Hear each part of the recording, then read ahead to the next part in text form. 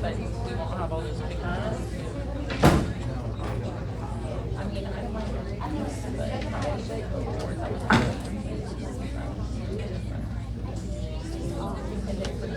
Good,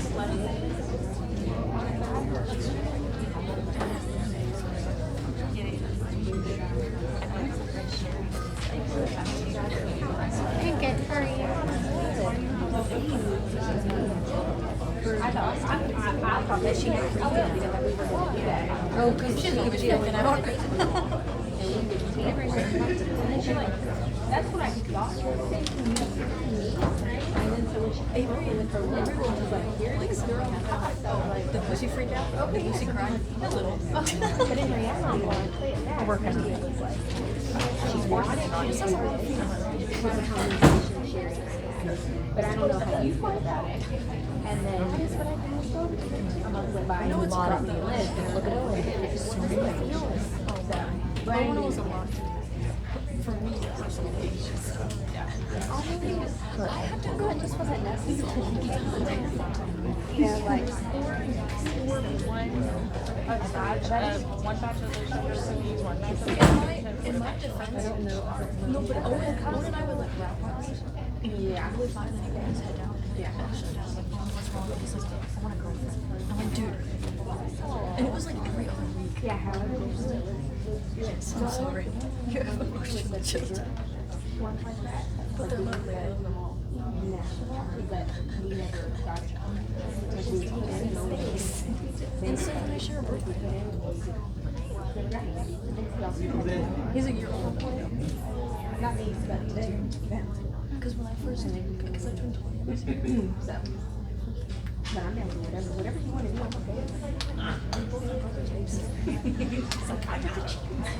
I'm here, but I got one foot over here. But like, 2 arms and a leg. Not Lewis. Did you? She did the big one. Like 3 weeks ago. I see Seth, he's like, she showed me this. yeah, I mean, I would He's super into that.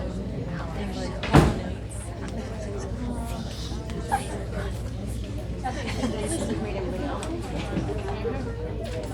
Everything okay. they might do one with the plus. she's already done daughter, so I just had to make it. She brought me this daughter already. So I had to make them all. I did the shows, and my mom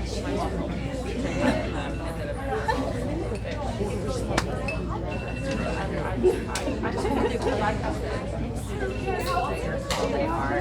We did the. I know that. I felt like I was 20 and now I do not. You're feeling it. I pretended a little too much. I've got 6:45 and we are back in closed session.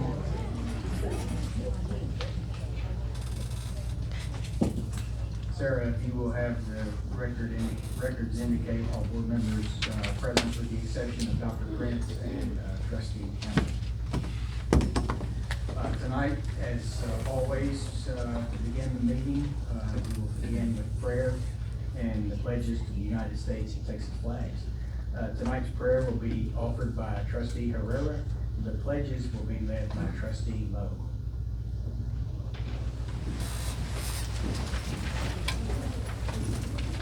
Heavenly Father, we thank you this evening for allowing us to gather as we make these tough decisions for our students and for our Waller ISD district as a whole.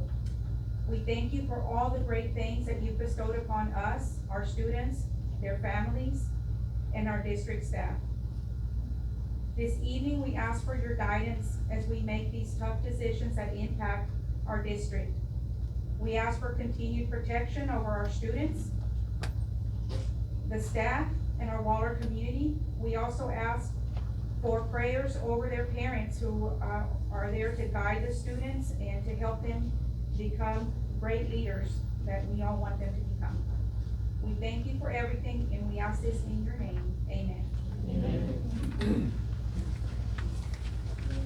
Let me start this evening by wishing our mothers a belated happy Mother's Day. Hopefully, you were treated well over the weekend and enjoyed your day. So happy Mother's Day to all of our mothers in attendance. Item on the agenda, item 5, is recognitions tonight. As we go into recognitions, I'd like to make an observation. You know, when Waller moved from 5A to high school size, from 5A to 6A, a lot of people said, yeah, well, we're gonna have to go up against the big dogs now. So we'll see how that works out. And tonight, we're gonna see a lot of that.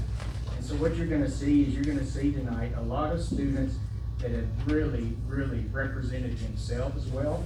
They've represented their families well. They've represented their campus well. They've represented the district well. A lot of cases, these kids have represented the state of Texas very well. And in some cases, these kids have represented the United States of America very well. So with that, Benny, let's see some recognition with these kids. All right, President Kaminski, when you look at the agenda, it reads Waller High School State and National Champions. But I am pleased to announce that late last week, we received a notification that Waller Junior High had a national qualifier. And so I'm gonna ask Ms. Patel to come in and recognize her national qualifier. Ms. Patel. Good evening. I have Edmundo Jimenez here with me. He participated in the Houston and Harris County Do the Right Challenge with where students are asked to write about how violence has affected their lives. And he was one of the top 2 national finalists for the Harris and Houston County areas. And he will be recognized in July in Washington, D.C.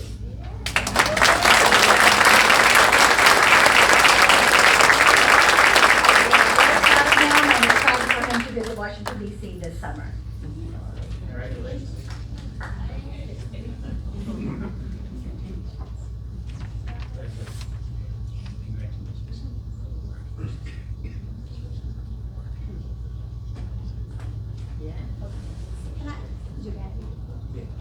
Can I have his dad stand up? Are you here, Mr. Hernandez?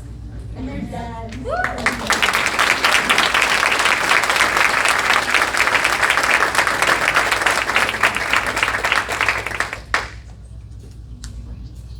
Mr. Moran, Mr. President, members of the board, it's an honor and a privilege for me to be here this evening to introduce our sponsors that will be listing our students' accomplishments at the high school. The first sponsor is Tyler Rodriguez. He represents our culinary department.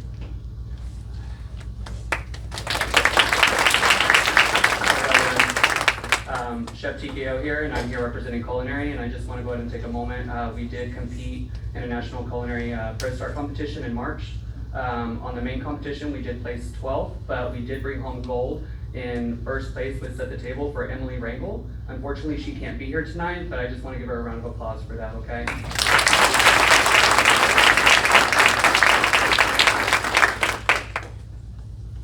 Our next sponsor is Joey Gonzaga, representing our drone program.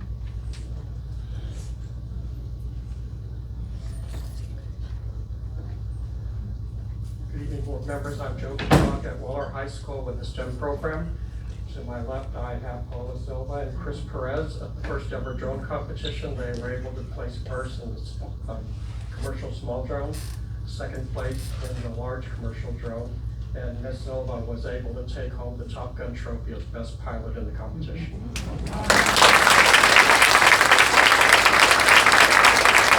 As a small token of our appreciation for everything the board has done, Ms. Silva, who is an Industry 4.0 certified specialist in our engineering program, has modeled some gifts for you that she'd like to present.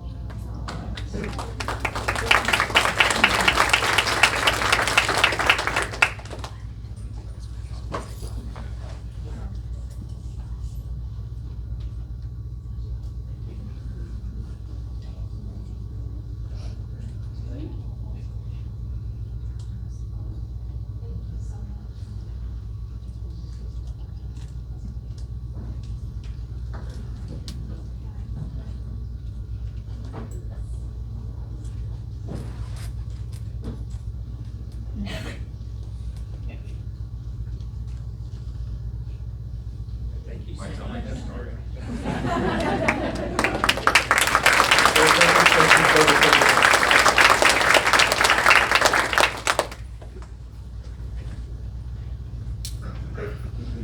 Next, representing our powerlifting team is Coach Johnny Golden.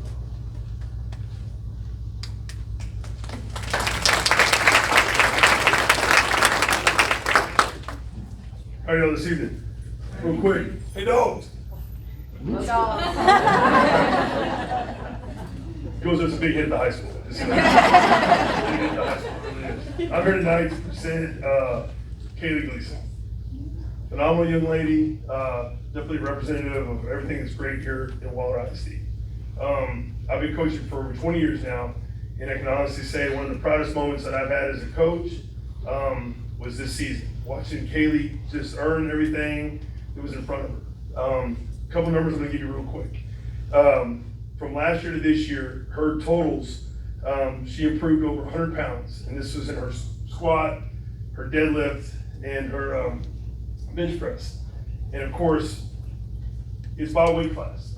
So our student athletes have to kind of, find out where their niche is as far as their weight class. And Kaylee made her mind up that she was gonna compete in 123 weight class. That was no easy task. So she, over a course of a year, lost about 40 pounds. But you understand that she did the right way. Very healthy, her approach to this was, Coach, I wanna make sure that I'm doing everything the right way. I wanna do my very best. Of course, we're supporting her the whole way.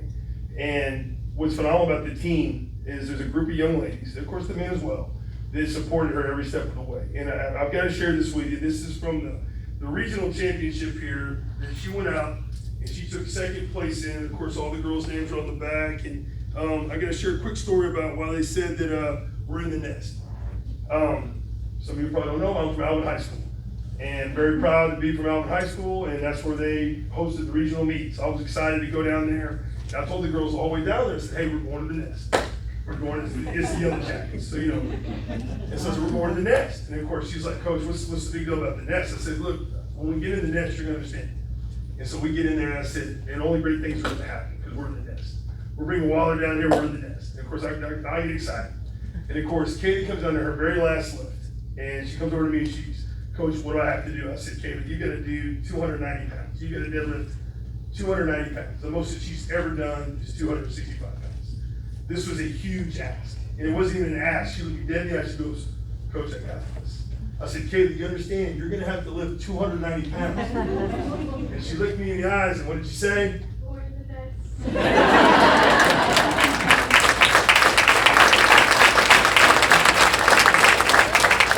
Anyways, I've been holding on to this for a while, but Kaylee, this is your state championship certificate, and it's now, I don't get children, I know. But we're gonna do something special with that. We're gonna put it in a glass for you. We're gonna get you a plaque made up. But I just wanna let you know how proud we are of you. And hopefully we'll have that next year.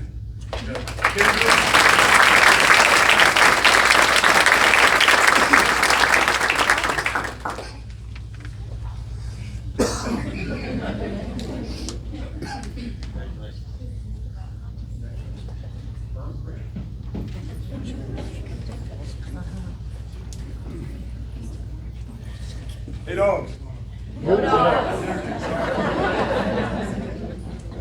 Get everybody ready next time.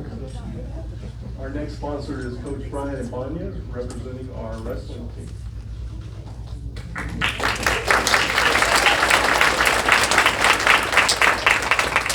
This is like the third or fourth time that I have to go after Coach Golden. So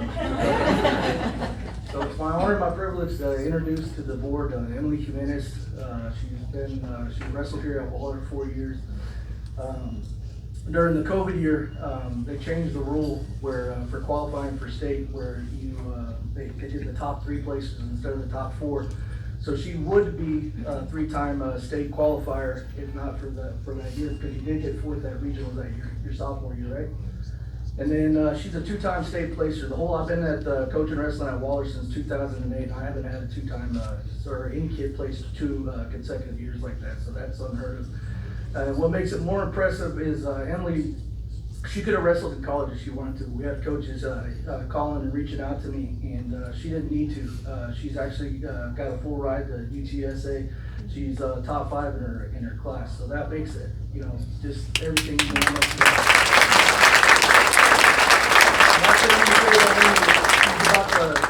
And I've been coaching for a long time, and I coach football and I coach wrestling, and she, bar none, and this isn't hyperbole, she's the toughest kid I've ever coached, boy or girl. And I have kids playing major college football right now at Division I programs, and I'll take her over any one of those guys anytime. They don't get tougher than this. So anyway, I'm proud of you, Emily. I'm proud to coach you, and thank you.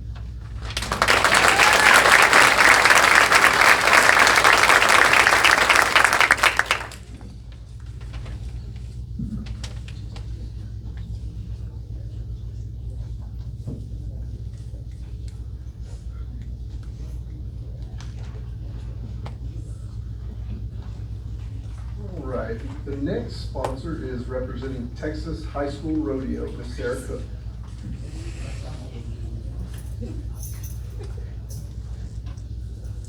So this year, we've got 5 kids going to the state finals in June from our school. 3 of them were able to join us. I've got Skylar Torr, she's a sophomore, 2-time state qualifier. She qualified in 2 events in the breakaway open and in the goat tie-in. I've got Audrey Elizalde, also a sophomore and 2-time state qualifier. She was reserve in her region in the go tie-in, so we're excited to see what they're gonna do. And then we have our freshman over here, Colby Boyd. She qualified for the first time this year. She's in the breakaway. They compete all year. There's different regions, and in rodeo, the kids can pick their regions. And so we've got a couple of different regions represented here, and they compete in 12 rodeos throughout the year, starting back in August. And they'll compete in June in Abilene, I think the first weekend after we get out of school. And they've all competed through junior high, I think all state qualifiers in junior high also, and so we're really excited to send them in June and see what they can do.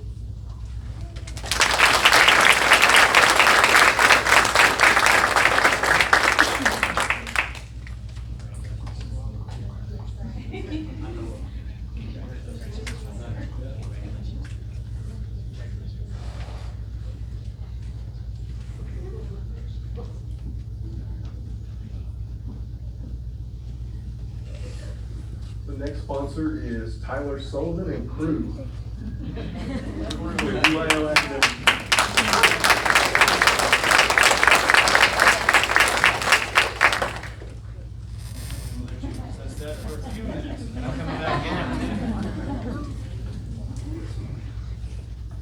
Okay, so my name is Tyler Sullivan, and I'm the UIL Academic Coordinator at the high school.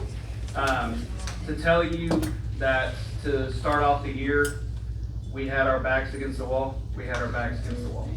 First year being in 6A, and we had an 85% turnover rate, to where we had 85% newbies across the board, and we've got 126 kids competing.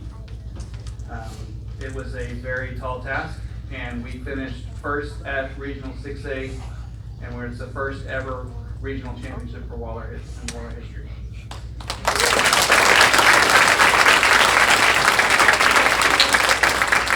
We currently rank 5th in the state of Texas out of 6A schools, which there's 288 schools. Woo!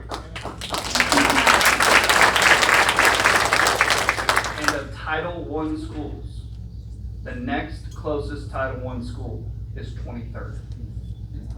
After the 23rd, it is 64th.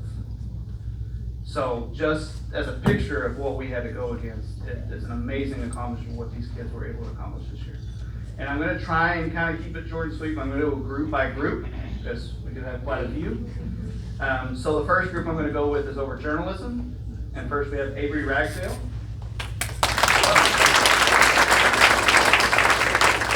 Avery placed second in copy editing and was only half a point behind leader, in which this is her second straight trip to Austin. And we also have Grace Isaacs, who unfortunately is not able to be here because of at the Fay Banquet, but she competed in 3 events at regionals, most of any of our competitors this year. And she qualified after having 2 district championships, and she placed 4th in his first alternate in news writing. Then the 2 coaches we have is Hugo Rodriguez and Brittany Ortega.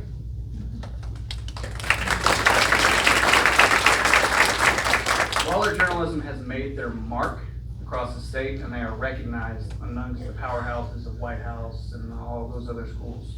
This is their 5th out of the last 6 years that they've had the district championship, and finished 3rd this year at regionals, and it is their 4th straight year having a Waller journalism kid compete at state.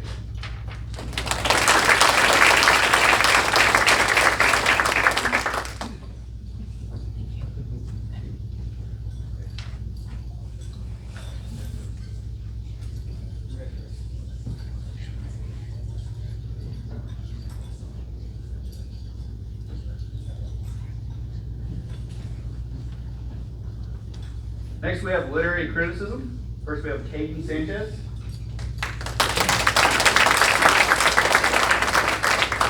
Caden kind of put me in a pickle. I'm a very history buff oriented kind of guy, and I love numbers and I love looking back at data. And I can't find any data yet. I'm sure if I dig hard enough, I might be able to find it. But as far as I'm aware of, Caden would be the first freshman that has ever won a district championship and a regional championship in Waller history. He's only 14. And he is only a freshman at 14. Okay? And he's a part of the #1 ranked team of literary criticism this year. Next we have Lucy Bailey.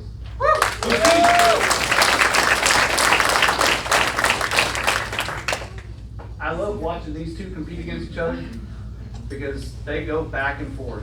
They go back and forth. They push each other harder and harder. Lucy was the runner-up both at district and region. And I'm sure she's staring at me right now wanting to do some not nice things. And she is a sophomore, and this is her 2nd straight year going to state in a 2nd event.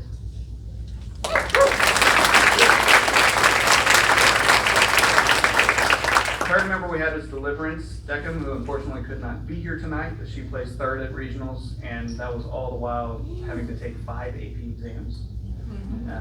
And 4th we have Michaela Williams.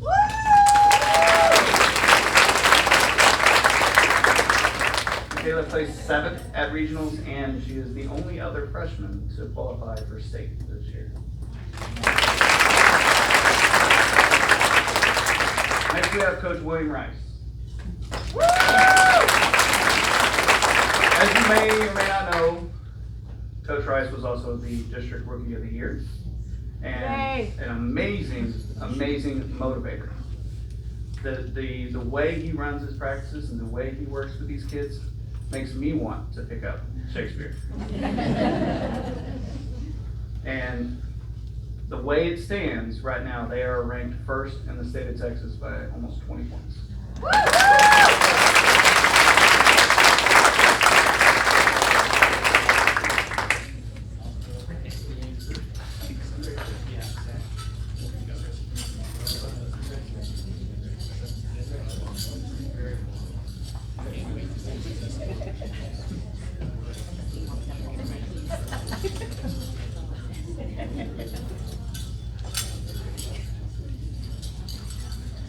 Next we have current events and social studies. The current events individual, she placed 4th at region and was 1st alternate. Unfortunately, she was not able to come tonight. Her name is Samantha Olvera-Huerta. And I'm talking about somebody that is just, she gives tooth and nail across the board. And when you look at her, you would never believe it. But she's one of the most fierce competitors we have. And that is Samantha Olvera-Huerta, and this would be, she was a member of the 3rd ranked team that was not able to advance to state, but she advanced as a 1st alternate. Next we have Sally Duncan.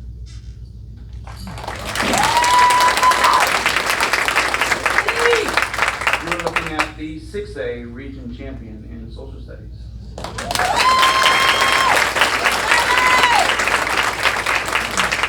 Her 3rd straight year qualifying for state. Second, we had Javier Juarez, which unfortunately he was not able to come, but he placed 6th at regionals, and it's his 2nd year qualifying for state.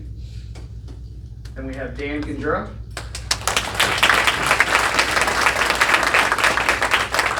Dan qualified for state, a part of this team. This is his 1st year ever competing in UIL. and he was very, very active amongst between the UIL events and across the school.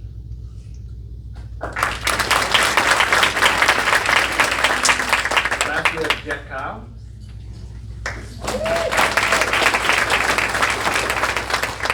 Jet was a funny story with getting into social studies. He was in my advisory class, and it was kind of a slower day, and I needed somebody to fill in at a contest we were gonna go to, and I went up to him and I said, hey, look at this test real quick for me. See whether you like it or not. That was the beginning of February, and now he's qualifying for state.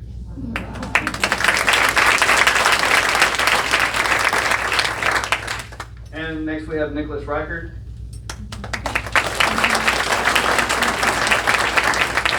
Reichert is one of our pillar coaches and one of our superstars that are on the team.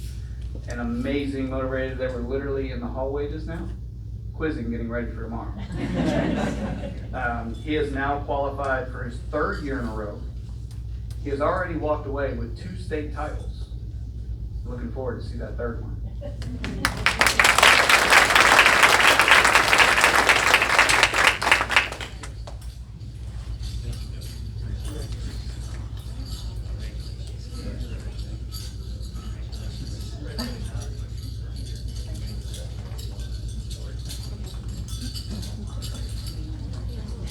That's 2 more groups. Next we have computer applications with William Mattingly.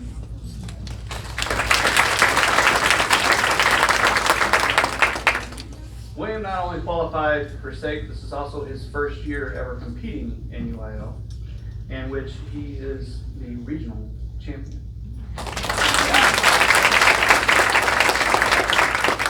His coach, Elizabeth Shivers. Shivers has also been one of those pillar coaches that we've had on our team. This is now her 4th straight year of having a competitor at state, in which she has had a state champion and a runner-up. So we're looking at seeing what medal he can bring home this time.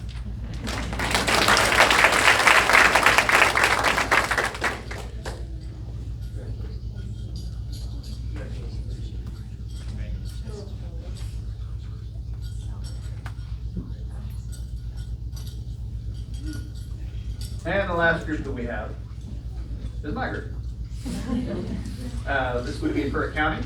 First we have Lydia Durst.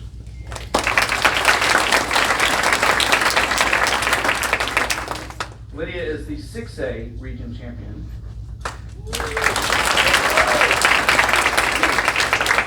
Lydia is also the only member of our team that has qualified for state this year in all years of eligibility. She has become the 6th to ever do so.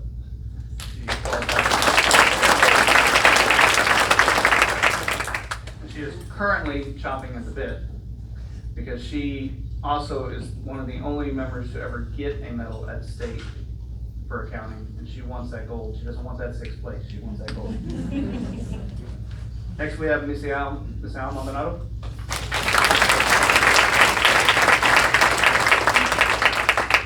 Misa displayed amazing dedication, amazing integrity, because at the district level, he actually had a really, really bad test and technically didn't even qualify. He only qualified as an alternate. And when I came back from district, I told him, if you need to work, you come in, you work with me every day, and you can get to the point where I know you can be, we will sub you in. Well, he worked more than what I anticipated. Ended up being 2nd on our team, 4th place in the regionals, and definitely earned that spot.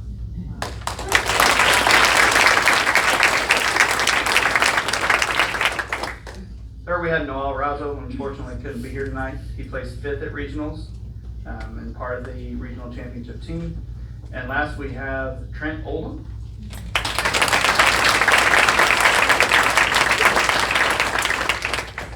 Trent didn't even know what UIL was.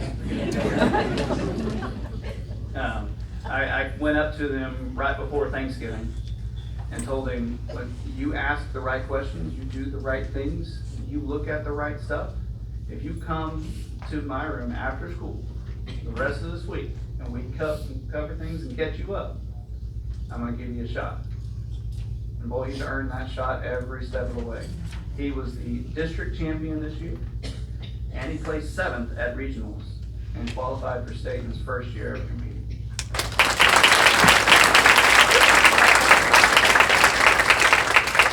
This is the 5th straight year that Waller Accounting has qualified for state, and currently they rank number 1 in the state of Texas.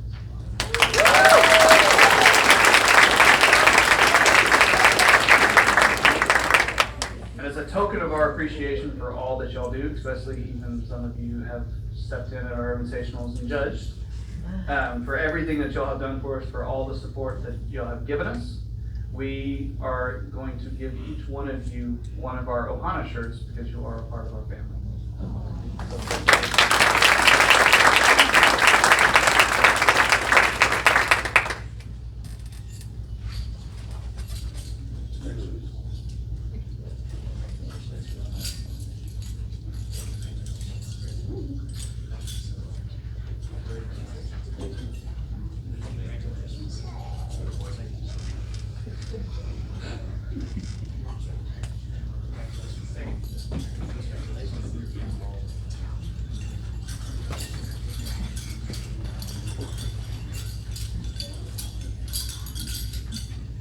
And the last thing before I leave, if you are a parent of one of these lovely individuals and fierce competitors, would you please stand up for a round of applause, because we couldn't do this without you.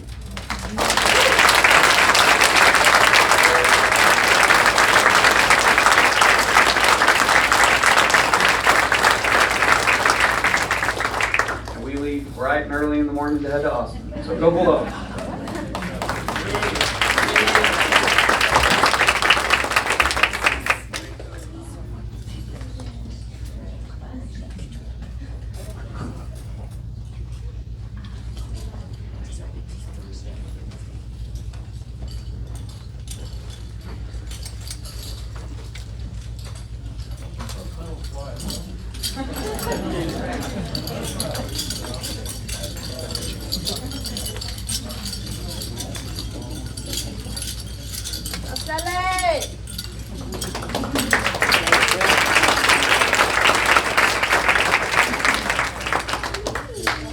Representing the Air Force Junior ROTC is Lieutenant Colonel Campbell and Master Sergeant Barnett.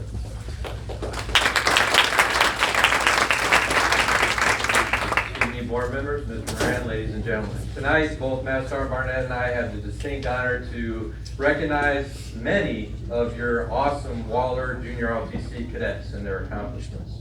So this is the first year, actually, we have had 4 teams compete and actually place in the top 5 at the national level, not just the state. So it is a testament to the senior class in particular, but we have had some great teams that have put in a lot of hours practicing and just recently reaped a lot of rewards for that. So the first I would like to recognize is one of the unique teams that we have, the archery team commander, Cadet Chevelle Maynard. Cadet Maynard, as a freshman, became our first archery official commander as a freshman, and now is a senior. And she has taken the archery team to new heights. Really, what you see in front of you here, she was the only person of our team to qualify for the state. And here in Texas, state archery, especially up in Dallas and Arlington, is very difficult to qualify even for the state competition. But then we were able to take our national, our team to nationals, to compete against all the other junior ROTCs in Army, Navy, and Air Force. And even though we had 3 freshmen on the team, Chevelle, the other senior, junior, and one of the freshmen actually qualified high enough to place the team 5th place overall. And I like to say, I told all the cadets today, not in archery, this is like a purple unicorn. You don't see archery trophies very often, because at most meets, they're just individual medals, but at nationals, they actually have trophies. So we are very proud to have our first, and Waller's first ever trophy in archery, 5th place at nationals.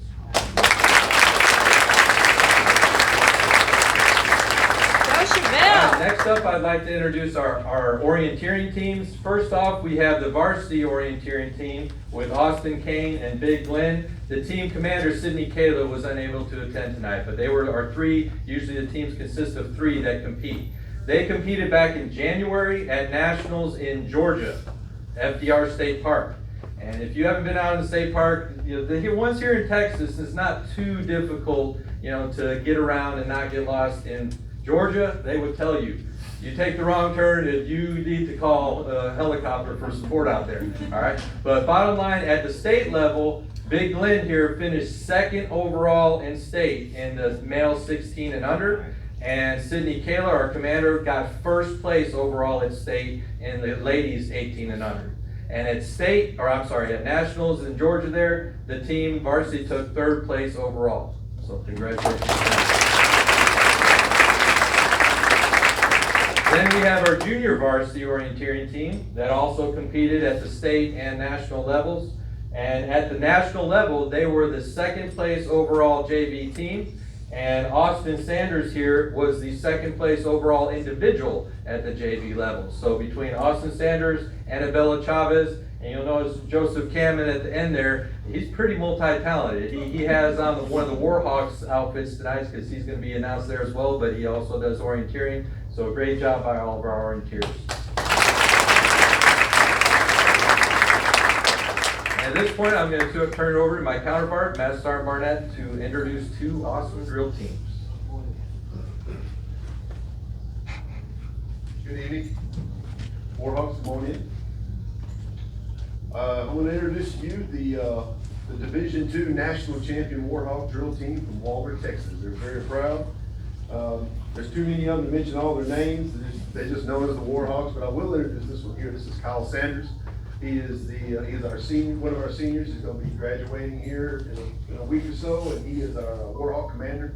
He is also the #3 commander in Division II in the nation. He was voted that, and this obviously is the state championship trophy.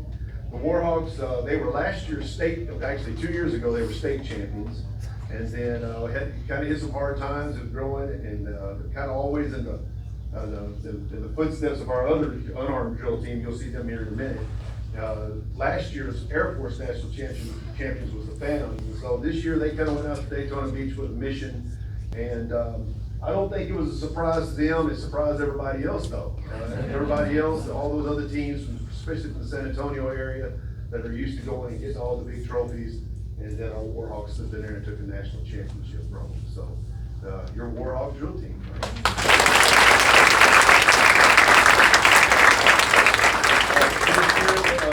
They also they placed 5th at the state level, 5th at the state level, and this is for our national championship. So let's go ahead and have that. Scoot on over.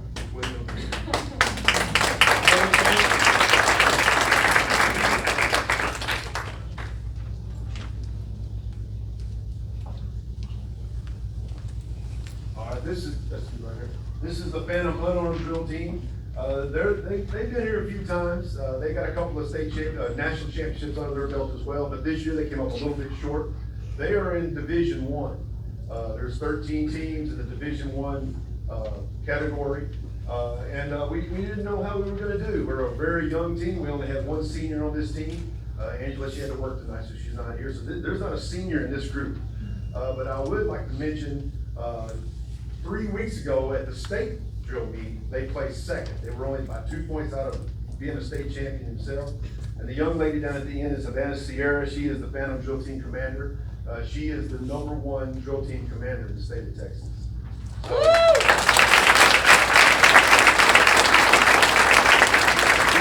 at the national level, the way they do the team commanders, it's all based off the team score when they go through what they call regulation. And she tied for 3rd at the national level, and the tiebreaker fell to the other team. So she actually placed 4th, but she was top 3 tiebreaker, and she lost out there. She's just a junior though.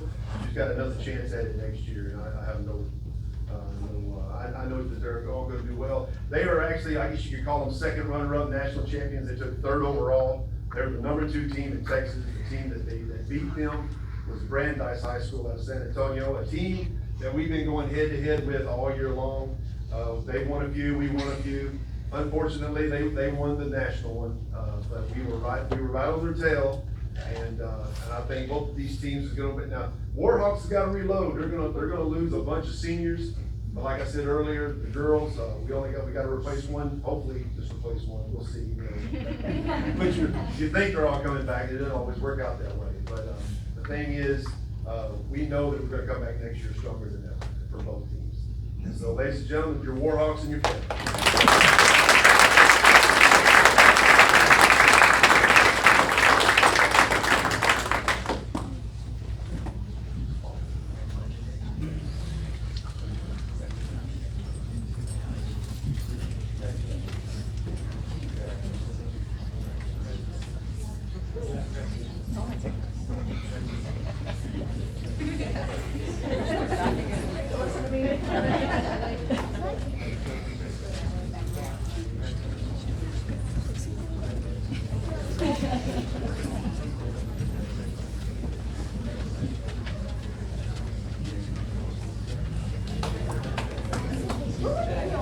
Hold on.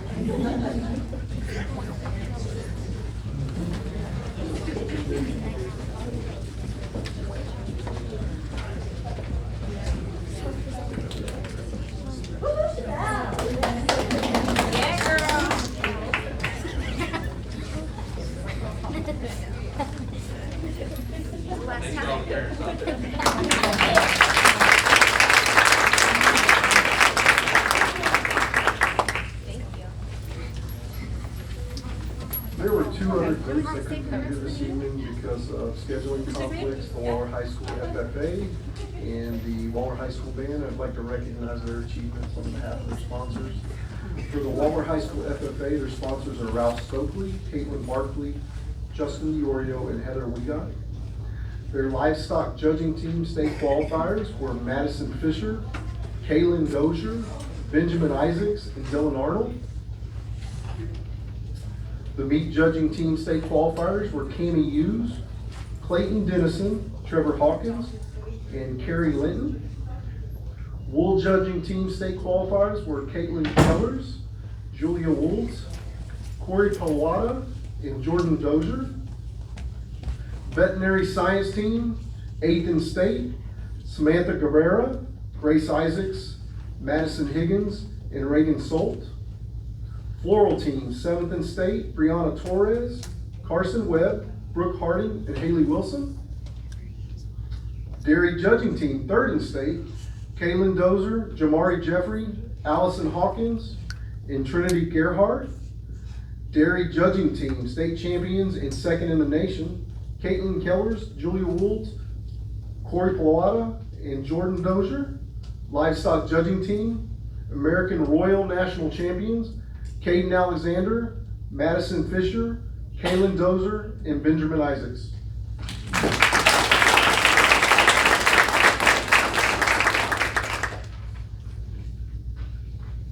For the Waller High School Band, the indoor percussion, their directors were Grant McWilliams, Richard Hoff, and Jesse Sanchez. Indoor percussion ensemble advanced to state and competed at Reed Arena on April 15, 2023. They placed 8th in state for their classification. Solo and ensemble contests, the following received a first division rating and qualified for state and will compete on May 29th in Austin at Pflugerville High School.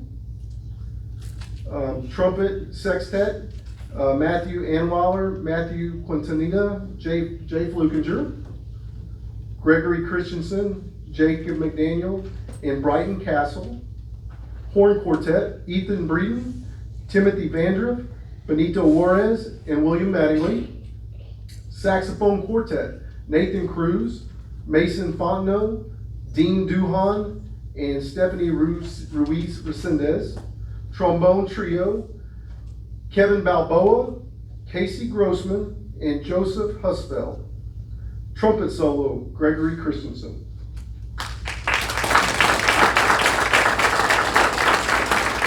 Thank you.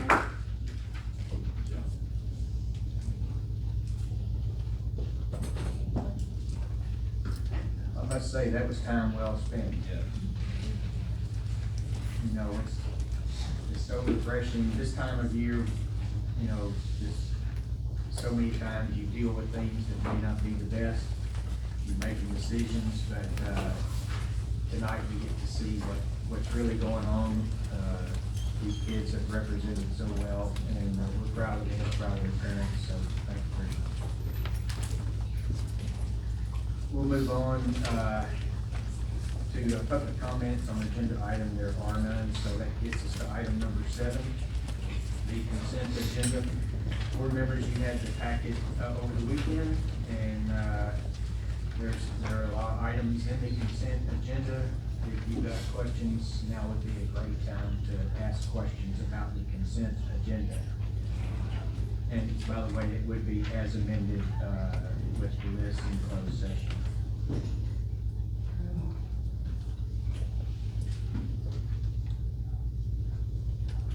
Anybody have questions? All right, I had a few. Audrey, on budget item, budget amendment 12, the $100,000 for tax, is that for tax refunds? Yes, sir. So when I looked, that just brought the budget up to $200,000, and there was $300,000 just in the board packet, if I'm reading that right. Am I off somewhere? The one's in debt service, I believe, and one is in general operating fund. Okay, all right, that answers that, okay. And, on the item 7E, on purchases over 25,000. Yes, sir. The Schultz Junior High, was that awarded to Choice Partners or Millennium? Millennium. Okay. Millennium, but the co-op that we're using is Choice Partners. All right, okay. Yes, all right, thank you.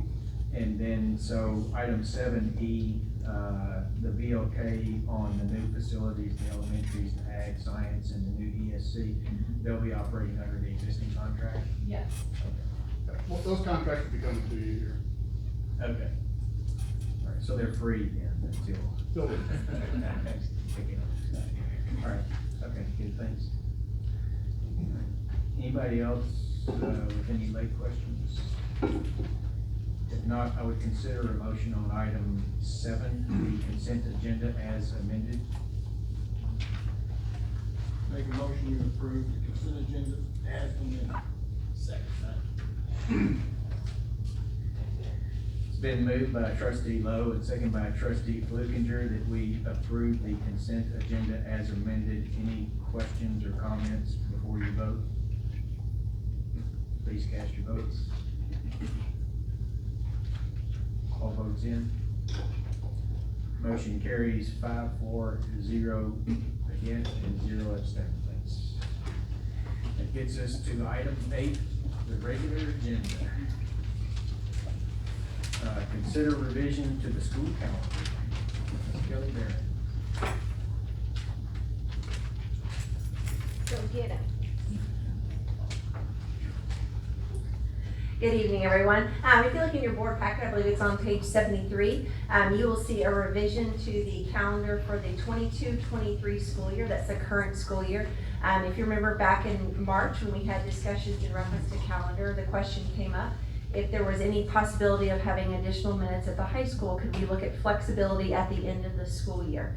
And looking at that and looking at our time frame as far as getting grades captured and grades finalized for graduation on May 26th, we have brought forward a plan to have early release on 4 days at the high school where we would have final exams in the morning.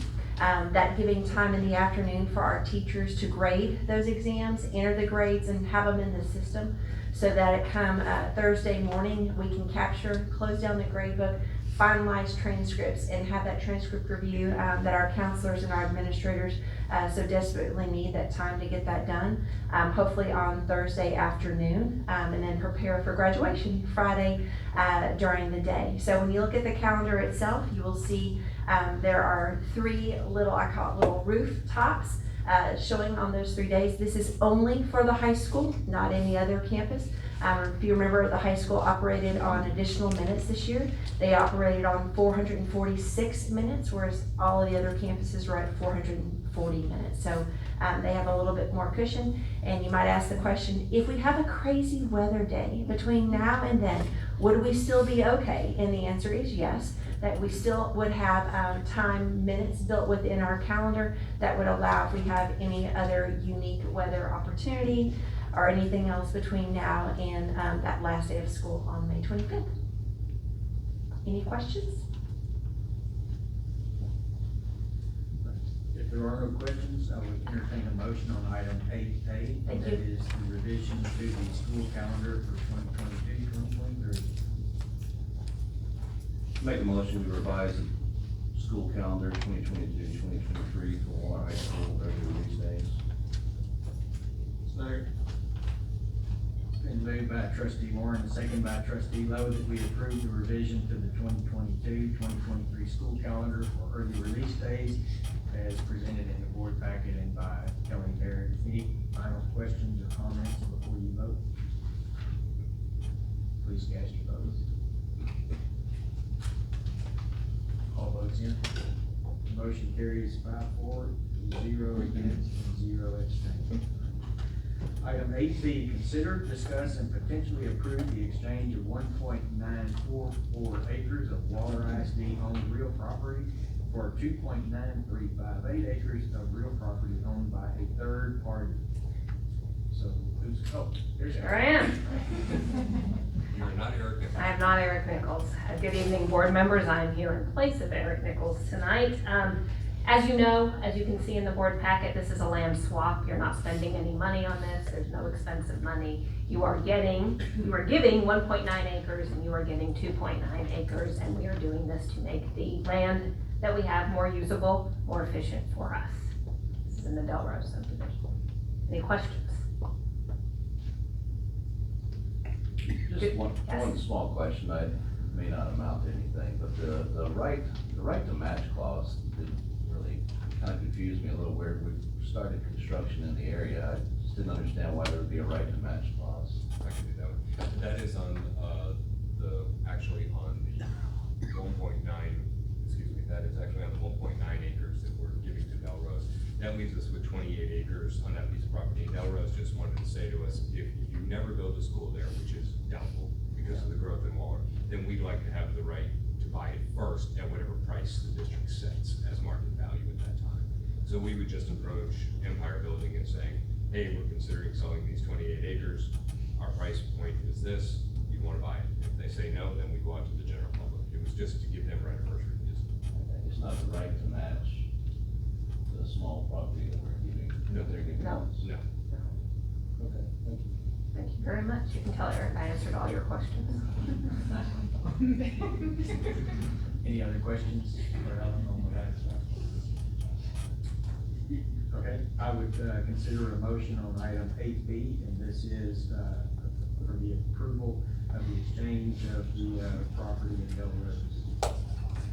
I make a motion that we approve the exchange of 1.944 acres of Waller ISD owned real property for 2.9358 acres of real property owned by a third party as presented.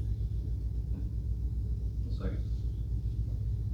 Been moved by Trustee Flipinger and seconded by Trustee Warren that we approve the exchange of 1.944 acres of Waller ISD owned real property for 2.9358 acres of real property owned by a third party as presented in the board packet and by Ellen Spalding here tonight. Any questions or comments before we vote? Please cast your vote. All votes in. Motion carries 5-0-0. Thank you all. Next item, 8C, consider selection of BOK architects based on demonstrated competence and qualifications and approval of contract with BOK architects for a very reasonable price for the following 22 bond projects. Priority one project, Schultz Junior High improvements, and authorize the superintendent or his designee to negotiate, finalize, and execute the contract. Scott. Yeah, these first two items are for awarding or selecting architects for the design of these two projects. The first one being the Schultz Junior High additional improvements in the 2022 bond. VOK's done a great work for us in our 19 bond and continue to do good work on all our 22 bond work. So I recommend them to do this.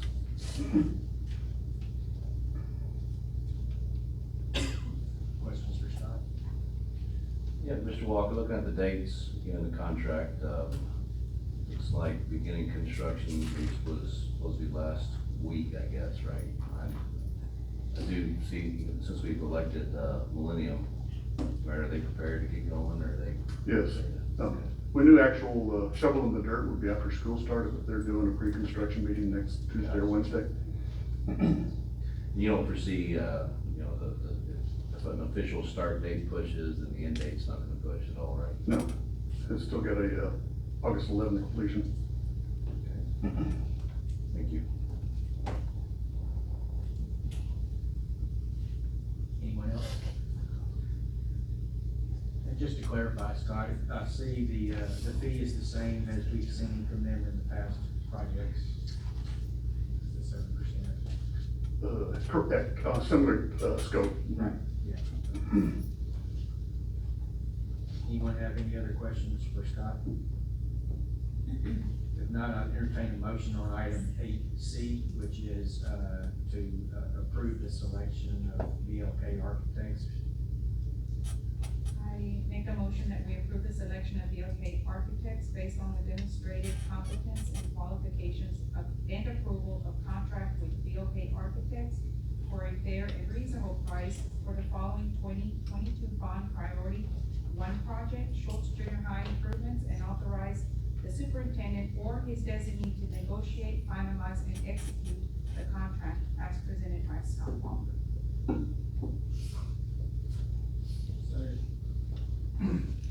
It's been moved by Trustee Herrera and seconded by Trustee Lowe that we approve VLK Architects based on demonstrated competence and qualifications and approval of contract with VLK Architects for a fair and reasonable price for a 2022 bond priority 1 project, Schultz Junior High improvements, and authorize the superintendent or his designee to negotiate, finalize, and execute the contract. Any questions or comments before you cast your votes? All votes in. Motion carries 5-0. Thank you. Item 8D, Scott, this is VLK for turbine. Similar thing, VLK is being recommended to be the design firm for the Turlington site improvements. Had to generalize it as parent driveway improvements. The developer out there already did some preliminary work around the detention pond. So this is the district's portion that we had planned in the 22 bond to come in and do some parent driveway improvements. Any questions? Yeah, same question, Mr. Walker, schematic, development, design, construction documents, everything's in place for them to go ahead and start? Yes, this physically is a shovel in the dirt. Okay.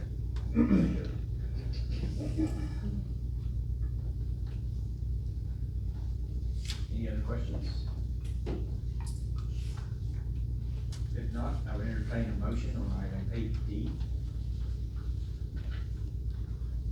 Make a motion, we approve the selection of VLK Architects based on demonstrated competence and qualifications and approval of contract with VLK Architects for fair and reasonable price following 2022 bond priority 1 project, Turlington Elementary site improvements, and authorize the superintendent or his designee to negotiate, finalize, and execute the contract. I second that.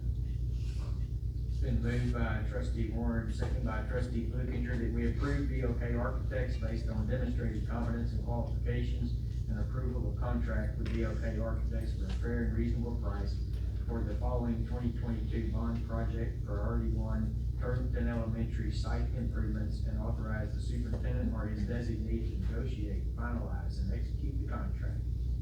Any questions or comments before you vote? Please cast your votes. All votes in. Motion carries 5-0. Thank you. Scott, let's keep going. Item 8E, the approval of stormwater easement for Harris County Municipal Utility District 490 on a future elementary site in Bridgeland.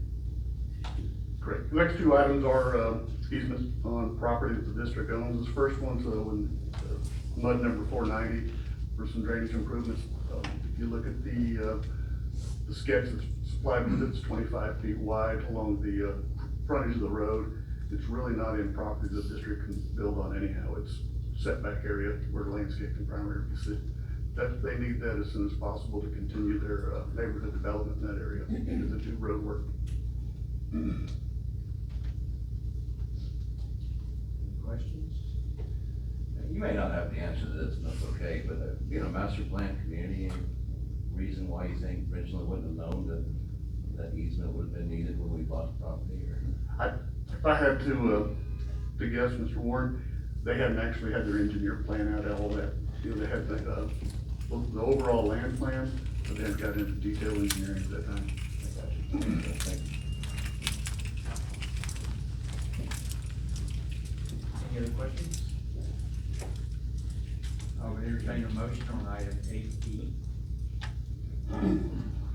Make a motion to approve the storm sewer easement for Harris County Municipal Utility District 490 on future elementary school site in Bridgeland. I second. It's been moved by trustee Lowe and second by trustee Herrera that we approve the stormwater easement for Harris County Municipal Utility District 490 on future elementary site in the Bridgelands. Any questions or comments before you vote? Please cast your votes. All votes in. Motion carries 5-0. Thank you. Item 8F, is consider the approval of a blanket easement for center point on the site for elementary number 7 in Bridgeland. This is a electrical easement for the elementary under construction.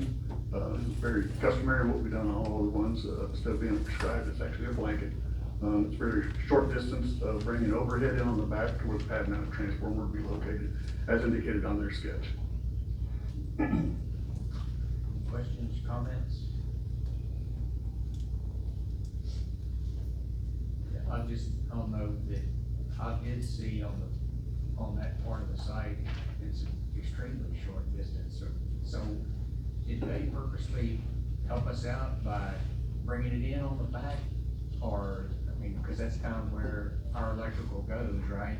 Yeah, that's part of their planning, because they know they're gonna run overhead in the separation of those parcels. The continuation of those houses that are in there now, or those townhomes, whatever that product may be, and they know they're gonna continue it along our back property line, probably on their side of the property. Yeah, it's pretty. If there aren't any other questions, I would consider a motion on item 8F. I make a motion that we approve a blanket easement for center point on the site for elementary number 7 in Bridgeland.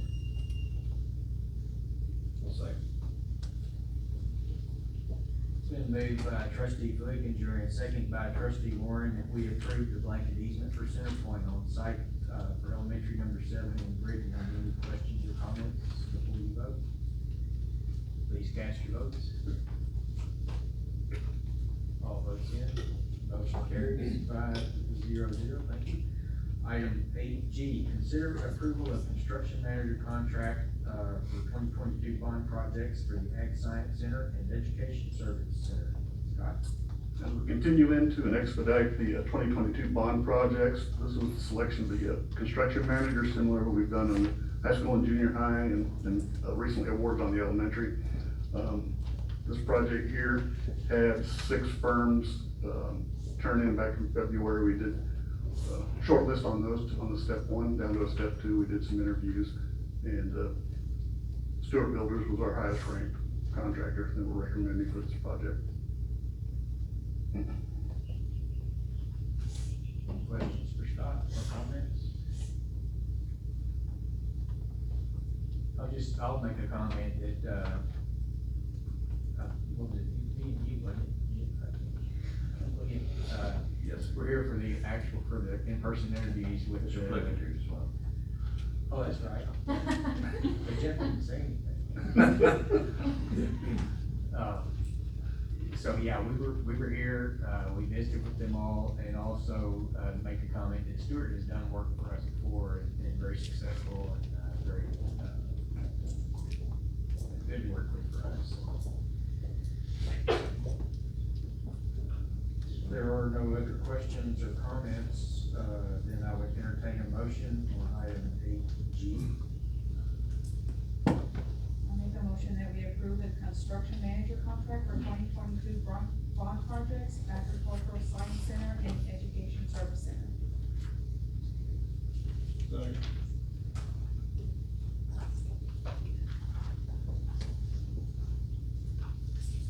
It's been moved by trustee Herrera and second by trustee Lowe that we approve the construction manager contract for the 2022 bond projects of the Ag Science Center and Education Service Center as presented in the board packet, which for the record is Stewart Builders. Any questions or comments before you vote? Please cast your votes. All votes in. Motion carries 5-4, 0 against. All right. Item 8H, consider selection of general contractor for priority 1 project, Turlington Elementary. Scott? Unfortunately, this is my last board item for tonight.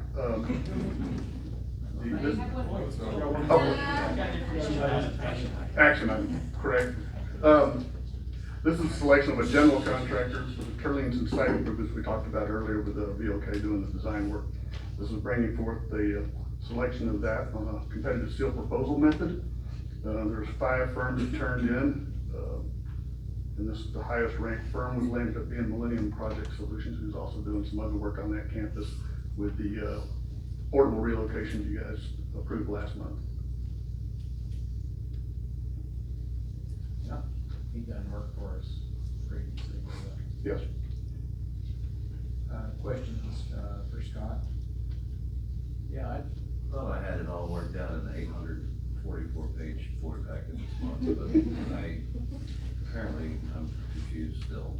So what's the difference between this and the purchases over 25,000, that was line item 16, CSP returning from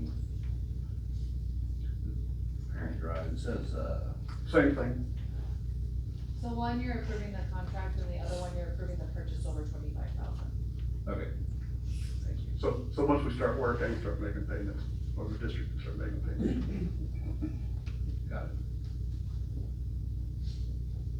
Any other questions? If not, I would entertain a motion on item 8H. I'll make a motion to approve the selection of general contractors for 2022 bond priority 1 project at Turlington Elementary site improvements, which is Millennium. I second that. It's been moved by trustee Warren and second by trustee Flukinger that we approve the general contractor for 2022 bond for priority 1 project, Turlington Elementary site improvements, and this would be done by Millennium Project Solutions. Any other questions or comments before you vote? Please cast your votes. All votes in. Motion carries 5-0-0. Thank you, Scott. See you Wednesday. Next item is consider the approval of Stop the Bleed licensing agreement to enhance school safety measures. This is item 8I and Jane.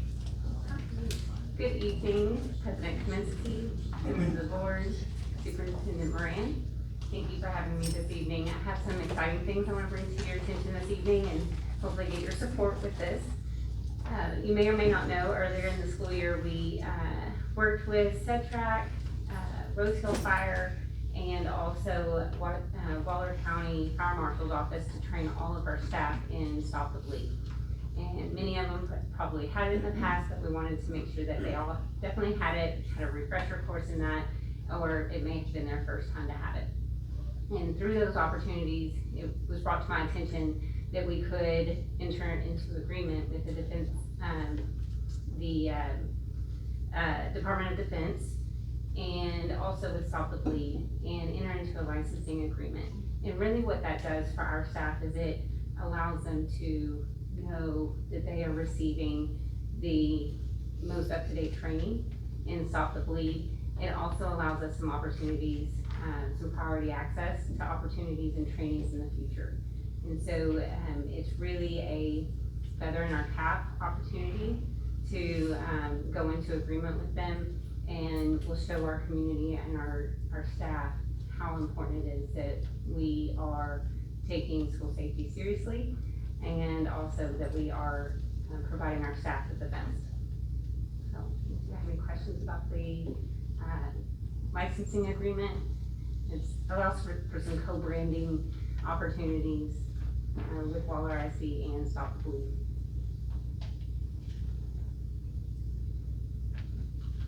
I had a couple. So when I read through it, it looked like a lot of the training is videos. The training videos? It can be. Okay. And so we have several people in the district and in the community that are train the trainer or trainers of Stop the Bleed. And so we have a unique opportunity that we get to do those things in person, should we have the space, the time. The videos allow us to do kind of a self-guided study with a hands-on final or test out, which is how we did it this year. So all the staff were asked to take the video portion, and then we had them do a practice session and a test out with us. And so it was kind of a blended model. And students, will they also be, they'll be able to access it, or is it a class that's taught, or? It is something that will extend to our students. So I feel like this is something that isn't necessarily school safety, but just safety in general. It's something you may need if you're ever in a car accident or come across something major. So it's good life skills, kind of a Boy Scout kind of thing. Board members be able to access it? Absolutely. I'm a trainer, so I'll be able to help you out as much as you want. I mean, this is one of those things you just hope you never have to do, you never have to use, but being proactive up front of it, you've got the trained people in place, should that need to come about. Yeah. Yeah. All right. Anybody else questions? I would entertain a motion on item 8I, which is the Stop the Bleed program. I'll make a motion to approve the Stop the Bleed licensing agreement to enhance school safety measures. It's been moved by Trustee Lowe and seconded by Trustee Warren that we approve the Stop the Bleed licensing agreement to enhance school safety measures as presented tonight by Jamie Whitall and also in the board packet. Any questions or comments before you vote? Please cast your votes. All votes in. Motion carries 5-0-0. Thank you, Jamie. Next item is will be the approval of a non-disclosure agreement with the City of Waller to enhance school safety. Yes, so a non-disclosure agreement allows us to solidify some of our more informal agreements that we've had. Most school districts have handshake agreements or just conversations with their stakeholders when it comes to school safety. But one thing we can do to really advance our initiatives is to solidify those in agreement. And it really defines what boundaries we have with the information that we share as a school district with our local agencies, but it also is a two-way street. So they share information with us, and we will be committed to providing privacy with that information. The piece of this that I find most exciting is that it will be extended to our other agencies as well. We just have a particular initiative that we're working on right now that does create a free flow of information that's needed. We have an opportunity this summer to work with some of our national agencies where they're gonna come in and help us map our schools, do a 3D mapping so that if we were to ever need a quick response, we'll be able to initiate the software and be able to really walk through our schools as if we're actually in it. It's a pretty neat software. So they're gonna map 2 of our schools this summer. If we're, with all the access that they're gonna have to our schools and all the information they're gonna share back to me, it's just really important that we have a non-disclosure agreement to protect that information. Questions?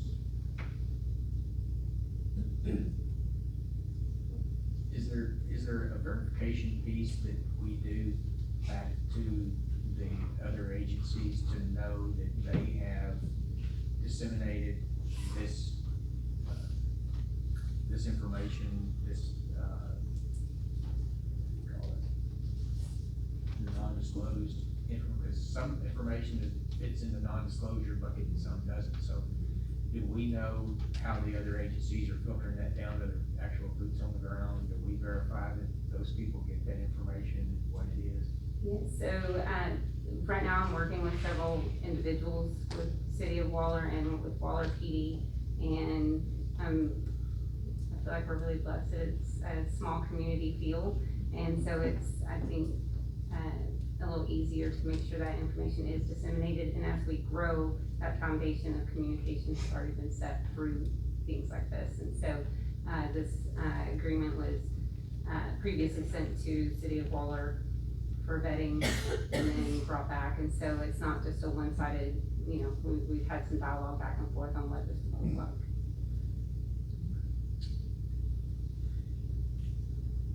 If there are no other questions, then I would entertain a motion on item 8J. Make a motion we approve the non-disclosure agreement with the City of Waller to enhance school safety measures. Second.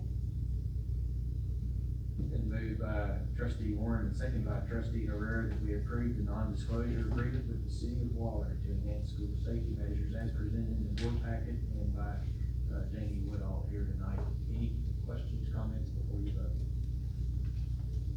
Please cast your votes. All votes in. The motion carries 5-0-0. Thank you, Jamie. And item 8K, consider approval of Health Point contract to provide services to students and staff during the 2023-24 school year. So I'm gonna have some special guests come join me up here for any questions that you may have that may be a little more difficult for me to answer. It's Jennifer Reynolds. She is the director of ISD programs for Health Point, and then also their COO, Mark Riggins.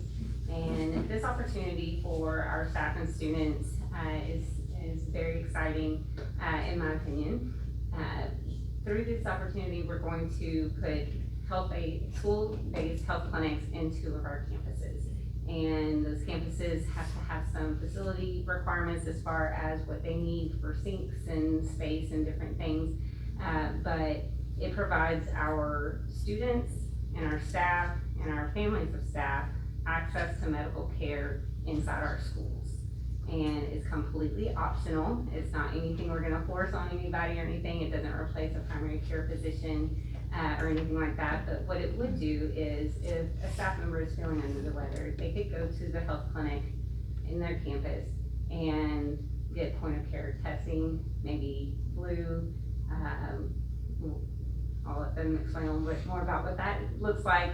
But it also would allow our students who go to our school nurse who may otherwise get a call home to say, your kiddo is sick, this needs, you need to come get them. That parent could then set up a appointment with health clinic and be seen immediately.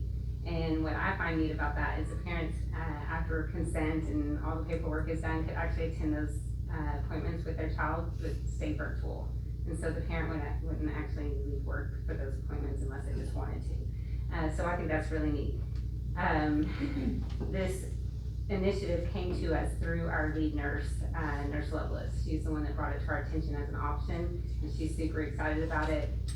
It doesn't put any additional work on our nurses. It doesn't cost us anything. It's a really neat opportunity as an option for healthcare. So I know there's probably a lot of questions about this, so I'm gonna step aside and make sure everybody gets a chance to answer. Good evening, we appreciate the opportunity. Thank you for having us. My name is Jennifer Reynolds, and I am the director for the ISD program for Health Point. And our program, we are currently partnered with 4 other school districts. Waller would be our largest school district if we had the opportunity to partner with you. But our program provides a service to your students, to your faculty, and to the household members of the faculty to come in and get health care if they so choose, whenever they need it. We are also FQHC, which is a federally qualified healthcare center So we are a nonprofit agency, and we will see anyone despite their inability to pay. We also have programs, and we have a clinic right here in Waller County over in Hempstead with providers that provide care to the community currently. So having an opportunity to partner with the school district would just allow us to give an ease of access to your students and to your family.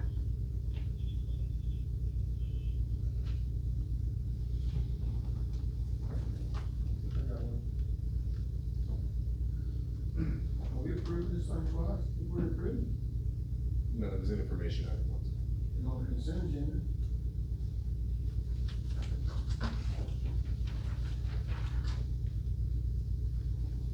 AK,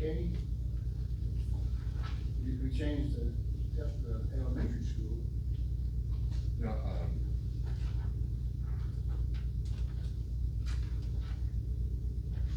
That's rare.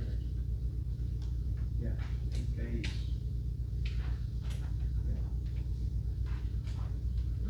I'm not against it, I just want to know what the. oh, no, we changed the exhibit, because we had to adjust the elementary school site, so that's why you saw the exhibit change, but not the contract. It's not in the consent agenda. It's 8K is the action item.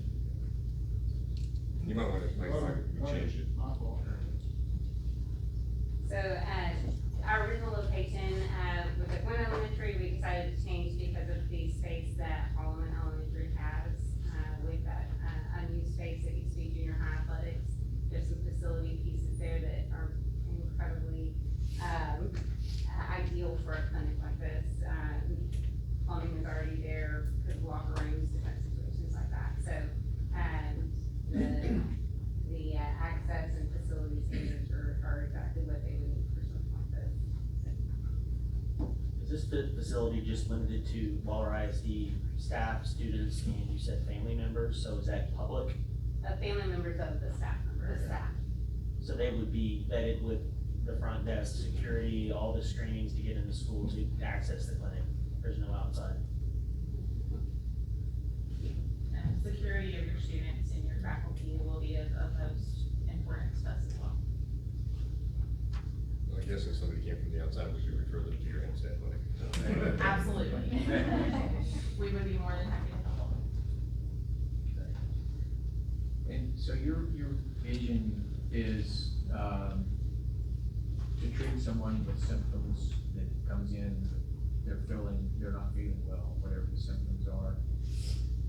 Yes, fever, I mean, the typical sort of, fever, nausea, vomiting, we'll do, as Ms. Woodall mentioned, we'll do about 4 or 5 point of care tests that we can do. It's really just access to information sooner for the parent to make a decision,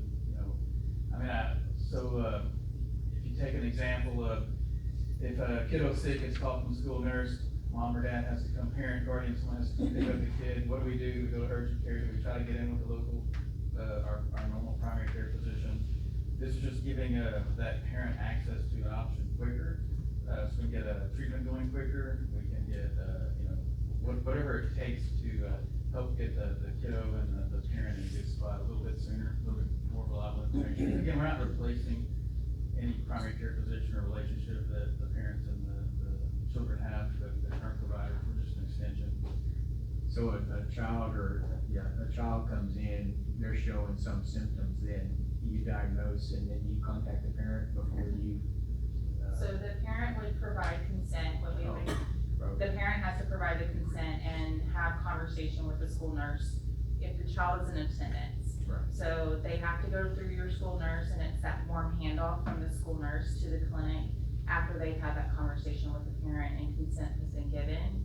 And we would have a secure email for parents to even be able to email that paperwork in, so they don't have to readily get up right then and leave work. They can actually take care of it virtually. We can actually put them in a virtual visit with us so that they see the provider, see their child, and go through that visit with them. Maybe if it's because they need to drive or if they just can't get away from work right at that moment. So in chapter, I guess, in the agreement, item 3B, the scope of service is broader, could be broader than that, but it also says that by district policy would be position, so I assume we would narrow their scope of work through our policies. Absolutely. And that would be completely manageable, just with conversations between the district and us to make sure that we provided only the services within the scope that the district wants. So what kind of staff would you have? Is it like an MD, a nurse practitioner? So what we have on site, we have a medical assistant that would be housed at the school, in the school clinic. Every day that the school is open, that faculty or students are there. And then we have a telehealth system that we use, it's called MedPod, and that will be in the school clinic, and our providers actually join in through a teleconference. And then on special occasions, if the school district wanted, we could bring a provider on site and do sports physicals, we could do well child checks, we can also come in and do flu vaccines for your students and your faculty, and that's only if the school doesn't already have a contract with someone and would like to have that service provided. So we have a mix of physicians, nurse practitioners, and PAs on our staff. And it's really just, so we have a designated nurse practitioner typically that will assign to a region. And so our physician would be probably the first go-to, our physician in Hempstead would be the first batter up, if you will, for a kid that needs to be seen. But we have a kind of a bullpen of providers that we lean on throughout the day to help us. So we're not stacking up, we want to have an efficient process to get kids in and out with the parent. And it is a video conferencing process. Right. The person on site could administer a strep test or. Absolutely. Flu test and whatnot. And they're vetted through us, training wise, but they would also be, it's a joint sort of hire process. We want the school nurse to be very comfortable with our team on site. And we're an extension, we don't replace the nurse or the primary care physician, we want to be partners and extensions of those individuals. So I really like the scenario that you pitched, right? Kids at school, kid gets sick, we can find out right there, especially having a kid that has to go to an urgent care every now and again, and they'll wait 3 days to get in, that doesn't make any sense, right? The one thing that I guess makes me a little nervous now is, do you have children that are at home with a fever, and then they come to school just so they can be seen by your group? Well, We've worked through that, in other school districts that we're partnered with.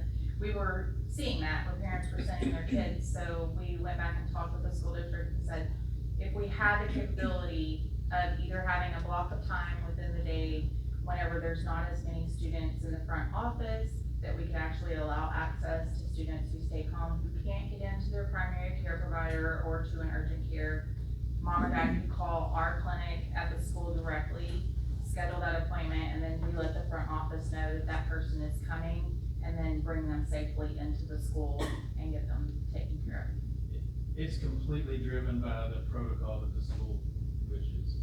And so we've had the scenario where, high school kid calls mom says, yeah, get on home, and then an hour later, they want to come see our provider in the clinic. It just depends on what the workflow at the school, that the nurse and the team work out. So we could provide the protocol that would limit exposure to a potential sick child with a fever. So who's at the school? And the locations that we are looking at, do allow for, an outside access. If that's what we felt like we needed for somebody, they can still wrap her in, get checked out, make sure they're, good to be on campus, but then they could be rerouted, around the school even. That would be a major communication process with these procedures, but the sticker tag would be the indicator that they're allowed to be on campus. Yeah, the scenario that you brought up with the Hallman, there's a lot of extra room around the side, so that's good. Who from our district is in charge of the program and monitors it over the next year?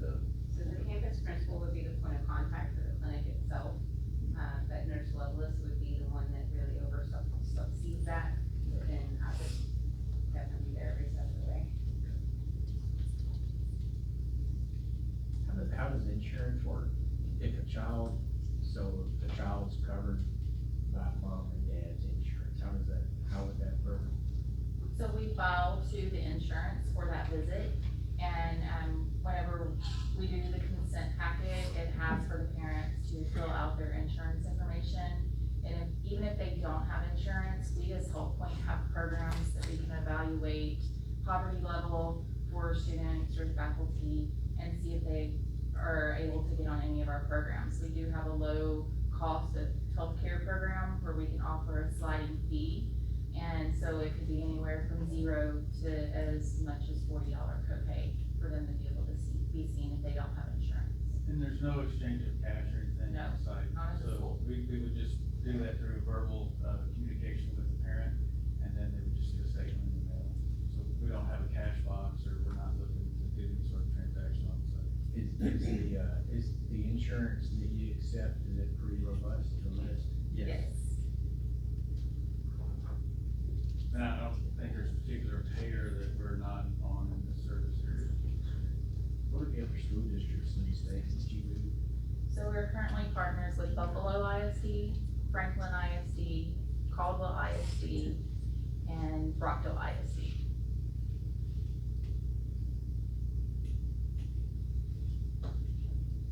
One of the questions I had asked early on is, have y'all partnered with a school that then eventually decided not to continue the contract? And the answer is no. Sounds very It almost sounds like one of those, when I first heard the pitch, I was like waiting for the foot to drop on cost or whatever.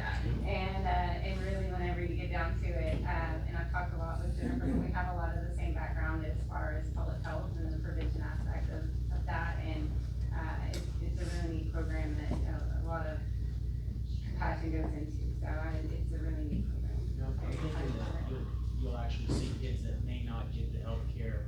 A kid goes home sick and the parents have no way, no means, and they feel like they're just go home and rest it off, sleep it off. But I think they might provide some health care in the community, which is fantastic. Absolutely, and that's truly my passion about it, is making sure that we're taking care of people where they are.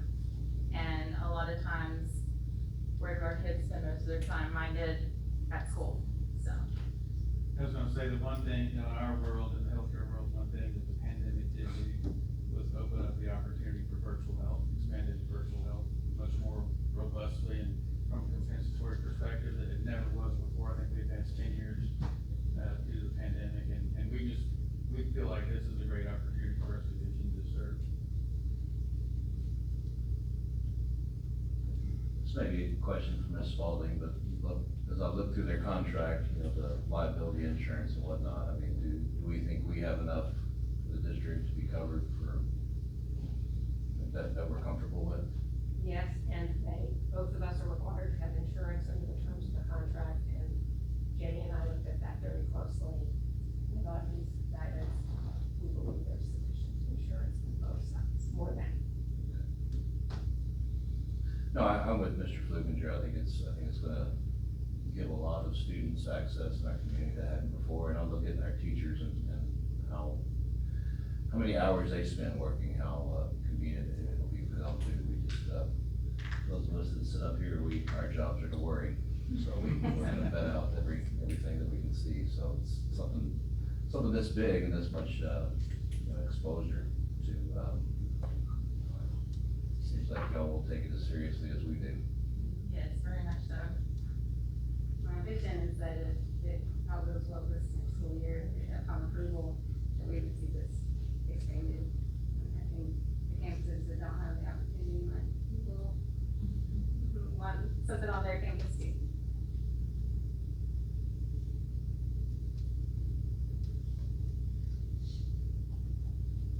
So your two campuses, the staff can drive over to, students not so much. I guess if they're high school student, they could drive if the parents have visited to the appointment. We frown on the elementary kids doing it. It's any of the junior high kids do it.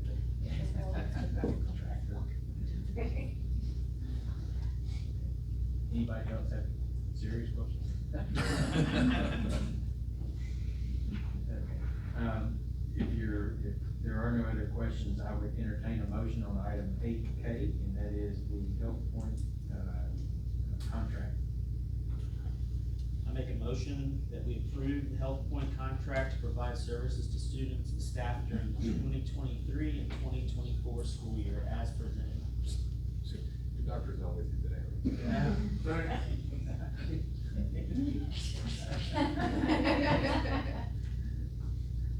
Been moved by trustee Flukinger and second by trustee Lowe that we approve the Health Point contract to provide services to students and staff during the school year of 2023-2024 as presented in the board packet and by Jamie Woodall here this evening. Any other questions or comments before you vote? Please cast your votes. All votes in. Motion carries. All right, great. Thank you very much. All right, that gets us to item 17. No, item 9. Information items, construction update. Hey, Scott, welcome back. First, I want to go back and recognize the hard work of my staff on those contractor selections.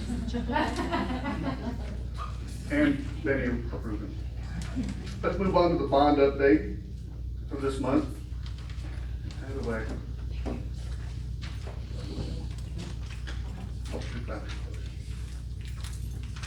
So a quick highlight on the projects from the 2019 bond that we're still working on. The Walter Junior High project right behind us. You'll see phase 1B is ready to finish this summer. We'll be doing moving in.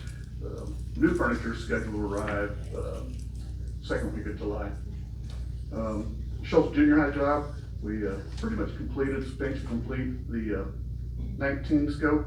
We have the display and the canopy out front, and then we're also, as we get to it on the 22 bond, plan on doing some more work this summer that we discussed earlier.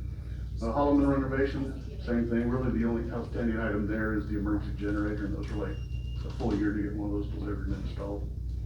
And then we still have the priority 1 projects we're trying to get back to, the chillers, the HVAC, and the generators, the field store, and the technology building. That's an issue with our engineering firm that we hired. Getting back with them to revisit design. We're going back and forth, and we're trying to meet with them again.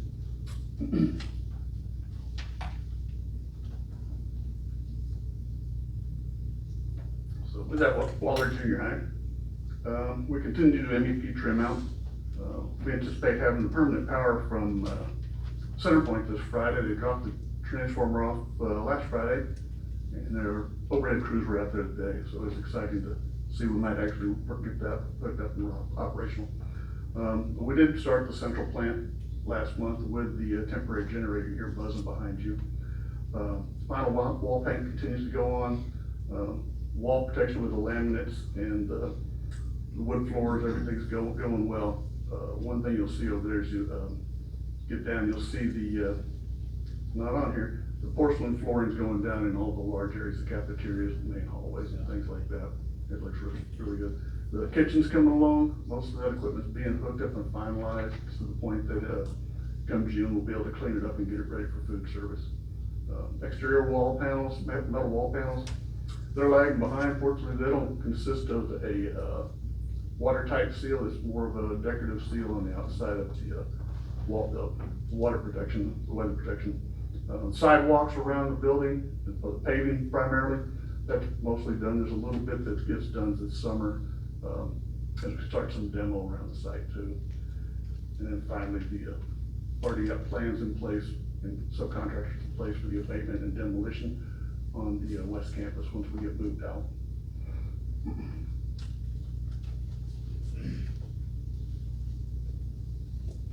Matter of fact, here's a picture of the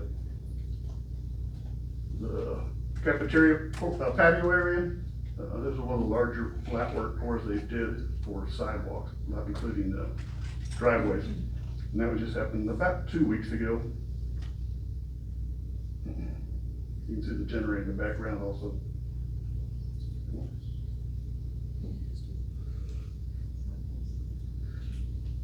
There. You need to reload your finger.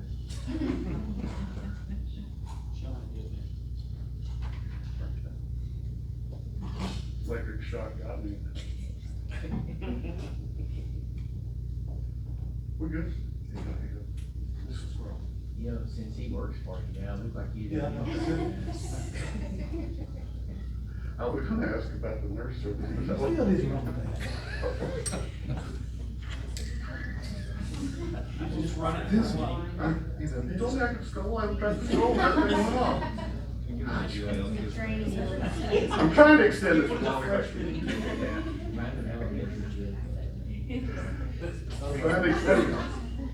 This is the backside of that same patio area outside the main commons or the cafeteria.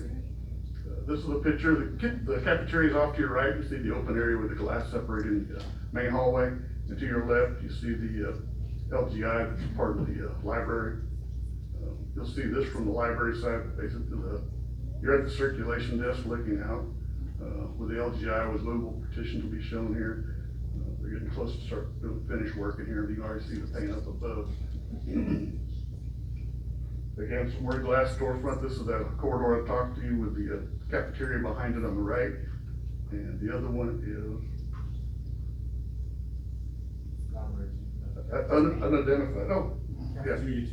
Yep, I can recognize the one on the left. Oh, that's one looking out from outside into the cafeteria. You're right. Here's one here. Once you right, it's going to the athletics.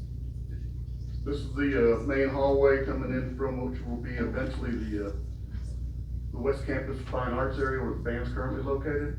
Looking all the way down toward the athletic areas at the far end in the old East Campus. And the two-story additions off to the left. You can see the stairs there barely poking out. This is some accent tile wall on the backside of the display wall inside the cafeteria. Sample of the handrail mock-up. They just started putting all those up this week, as a matter of fact. That was the mock-up we've done last month. Here's some tile work. This is an older photograph. All that's been grouted in, but these are the student restrooms and drinking fountain niches you'll see on both floors. Petitions went up this past month. This is a picture from the second floor looking down into that main hallway. The library's there off to your right, the cafeteria off to your left. The windows you see on your adjacent on your left and right, off to the left is the academic sub areas where you'll have a assistant principal and a counselor and with a conference room, and then off to the right is our PLCs like they had at the high school for each grade level, complete with faculty restrooms, just places to meet. Within the classroom area, there's stairs on both ends that circulate, and there's a collaboration area down below. One stair is this blue, the other one's the yellow. As we go through this, you'll also notice all the classrooms on the second floor are blue, and all the classrooms on the lower floor are yellow. So it's a little bit of wayfinding by just looking at the colors of the wall. Here's the blue tile on the blue stairwell. Like I said, there's a little collaboration area you can sit. There's some marker boards on the wall in there too. And this is the yellow one. Looks identical, just flipped over. There's the tile in that area. A typical classroom, again, much like the classrooms we had at the high school. The teacher workstation on the backside with a wardrobe and a built-in desk with a tack board, and then the teaching wall off to your left with two marker boards and an interactive display in between them. That's hooked up fully to the audio video system, that's fully controlled. Again, that's another picture of it. Move on over to Schultz. As I mentioned, the canopy and the LED mark here on order and be coming in here in June. And then we've already talked about the renovation scope coming in the 22 bond. Oldham real similar again. We talked about the generator and the additional scope we have planned there coming up next summer. And then I mentioned these two projects. We're going back to follow up with the CMA engineers to review the scope and the design on some of that. Now we're into the 22 bond. It's kicked off really quick. As you notice, the items are rolling out each month for you guys to review and approve. 6 and 7, which we just started last month, their sites are clear, the fences are up. They're actually starting to do a little underground. Well, hopefully it's raining last week, doesn't hurt them too bad. So far, so good. I brought you the Ag Science and Education Center. We'll get going on the design, as we've kind of talked about some preliminary ideas on that. And I should have a rough idea what that may look like. That'll bring VOK in next month to show you what that could be. And then have something started by the end of the year. The Turlington project, that driveway improvement, that should start as soon as we can get the campus out for the summer and then complete by August 4th. And then the Schultz Junior High Priority 1 project, that's the other one you guys approved today. A lot of its finishes being touched up on the walls and stuff to make that school more durable. Again, as a reminder what the elementary 6-7 plan is, a modified repeat of the Jones layout. And there is the 6th site over in Delrose. And you see that funky little piece of property that you might have talked about earlier? That's the one that we're getting. That make that site squared off a little better. There's the developer sign on the site. Here's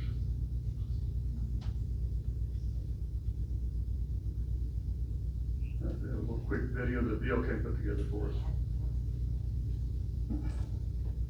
The two schools look real similar, it just happens to be the Bridgeland site.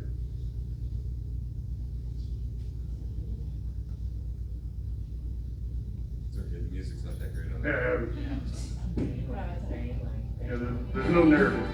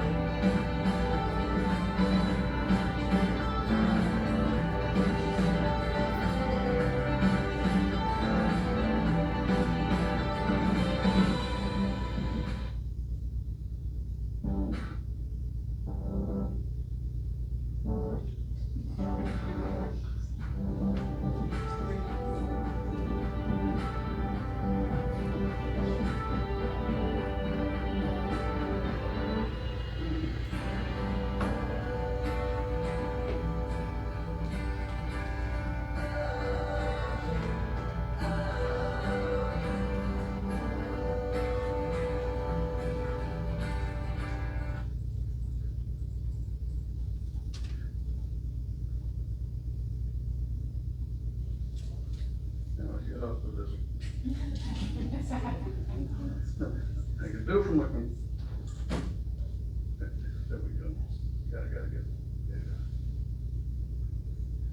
Come on. There you go. Do advance. Come on. Hung up on that video.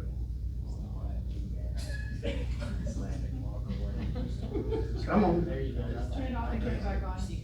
I'm not saying a word. I'm done. I got it. We have it open twice. Hit that button that says full man seat. There we go. And so this is the other Bridgeland site. You'll notice there's no roads adjacent to it yet. It's kind of in an area that the developer's just now getting to. They did provide us a temporary construction access to it. Been a long night, Scott. And here's some interior renderings. Here's the Turlington site. I mentioned that the adjacent developer came in and did some detention pond work in preparation for that driveway. And here's a drawing indicating where those driveways will be placed here this summer. And that's all I have for you now, and get off this machine.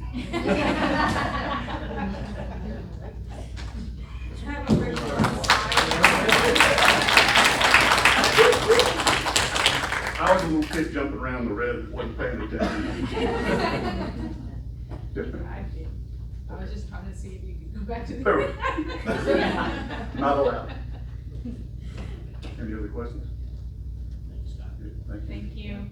Not only do we have a meeting, we have entertainment. Anybody have any questions for Scott? Okay, item 10, public comments on non-agenda items. There are none. Future board items, June is student accident insurance renewal. Also, catalog proposals for the following commodity categories: instructional supplies, equipment, software, library books, publications and software, maintenance supplies, equipment and software. And in July, it's the teacher incentive allotment compensation. That's gonna be exciting. And, expenditure of teacher incentive allotment funds for 2023. Kevin, what kind of important dates besides tonight? Oh, we got some good ones coming up. Of course, the star window just closed for math and algebra 1. Believe it or not, this late in the game. The senior walks occurred today, and Josh will have a great video out on the senior walks, I'm sure, here shortly.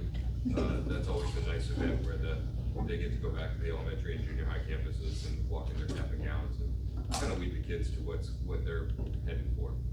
Of course, last day of school is coming up, May 25th, staff development, May 26th, and then the big night, Friday night, May 26th, Waller High School graduation at the stadium, and let's pray that all this rain ends before that evening, and then of course Memorial Day, and then June 5th, summer school begins. So there's not much of a break. And then June 6th, district site-based decision-making committee meeting. We keep having graduation at the stadium, we may consider putting a refund. Yeah. Or maybe not. Nah. How about that last one work out? All right, that gets us to item 13 on the agenda, and I have 8:33. Mr. Harris, can I say something real quick? Sure. I just want to thank the principals for coming, as usual. There's another person in the administration that coaches the basketball team with, in the same league. And I was reminded that I have these kids for 1 hour on Mondays and Wednesdays for like 4 weeks. And after that 1 hour, I am beat. And I'm reminded, principals, what y'all go through, and your teachers, what you go through, the patience that they have to have. Just tell them you're on the final stretch. You can express my gratitude, our gratitude for, they've almost made it. We really appreciate them. And hopefully it helps them finish strong. But Mr. Mays and I are reminded how exhausting that is, and bless all of you and your teachers for doing it. Thank you for that. All right, well, we look forward to May the 26th. All right, no further business in front of the board. It is now 8:35, and we're adjourned.